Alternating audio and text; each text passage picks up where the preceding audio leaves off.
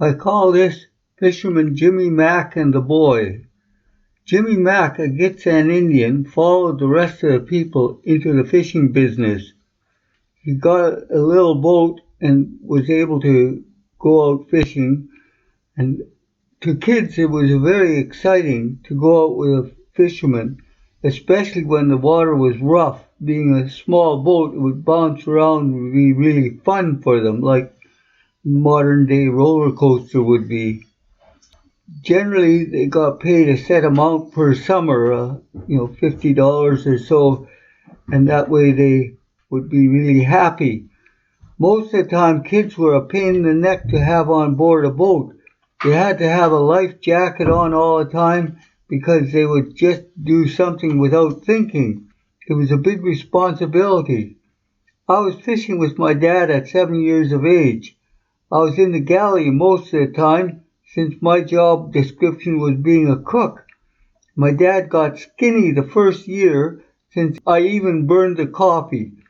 By the end of the season I was better. I could make hot dogs and bologna sandwiches with tea.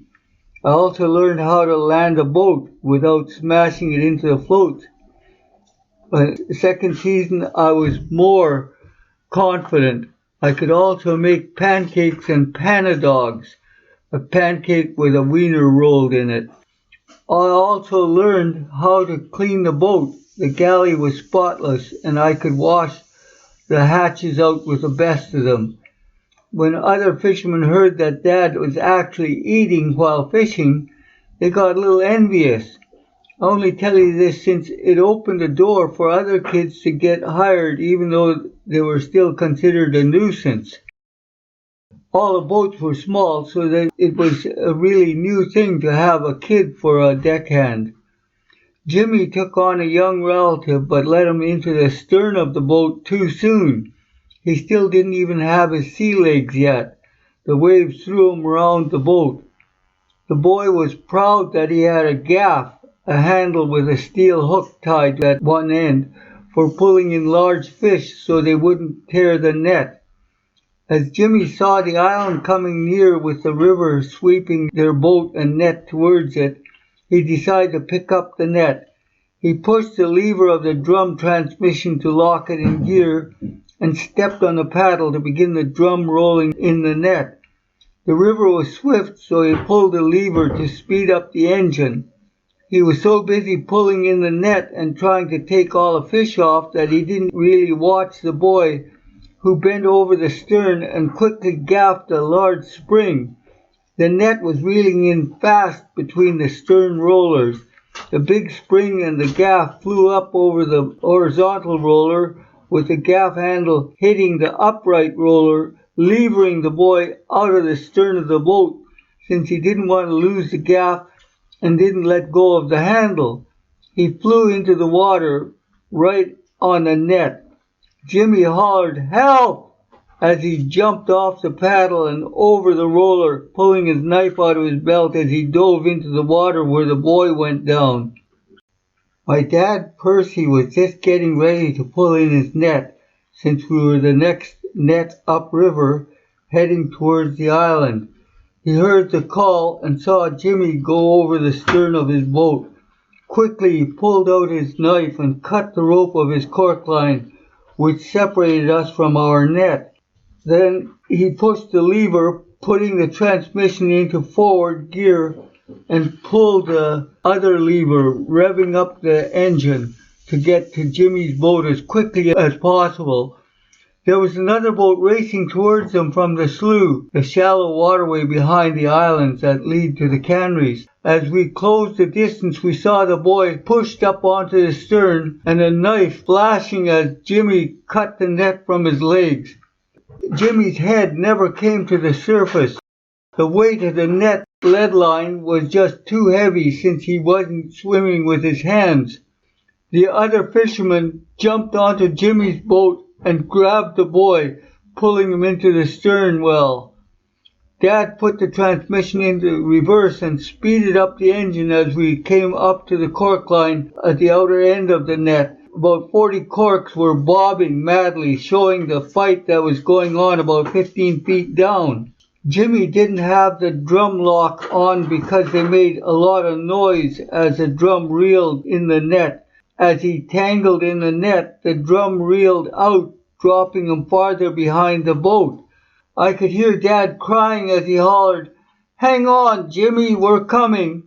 He was pulling the cork line as fast as he could, and the other fisherman was reeling in the net as fast as he could from his end. I could see him crying as well. My heart was broken because all I could do was keep out of the way. Between the two of them, they got him up over the rollers and over them into his boat. After cutting him free of the net, they continued trying to bring him back to life. It looked like a fire hose of water that came out of him. By then other boats had tied up to the three of us and pulled the boats away from the rocks that they were starting to bump as the tide in the river shoved us out towards the sea. The boys sat on the hatch cover crying, so I took them into the galley of their boat, made him undress and soak clothes and towel himself off. Then he put on his dry set of clothes. We went back outside where the men were trying to save Jimmy. They tried for about an hour. I saw Jimmy come out of his body and touch Dad in the middle of his back. He looked at us as he drifted away. I asked the boy, "Did you see him?" He said yes and burst out crying again. I said, "Dad, Jimmy just went by you." He said, "Yes, he touched me. We have to stop now," and they were all crying and said, "Goodbye, Jimmy." There was nothing more they could do. He was gone. I hugged the boy and told him it's not your fault. Fishing is a dangerous business and accidents happen. The other fishermen heard me consoling the boy and they took turns coming over and putting a hand onto his shoulders and saying a kind word to him, even though tears were streaming down their faces. One said, "Jimmy gave his life for you, but even if he knew it was going to happen, he would do it again. It's what our people do." Another said, "All we can do is remember and be proud of him. There went a man."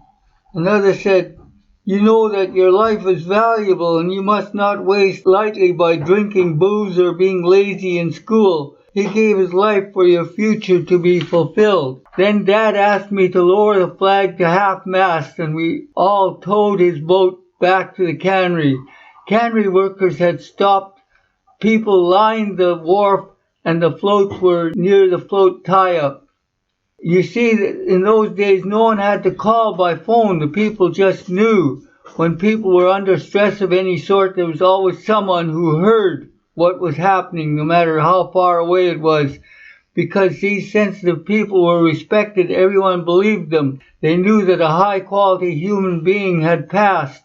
And no matter what the cannery supervisors threatened, they had to show their respect by lining up on the wharves and floats of the canneries as the boat carrying the dead man passed.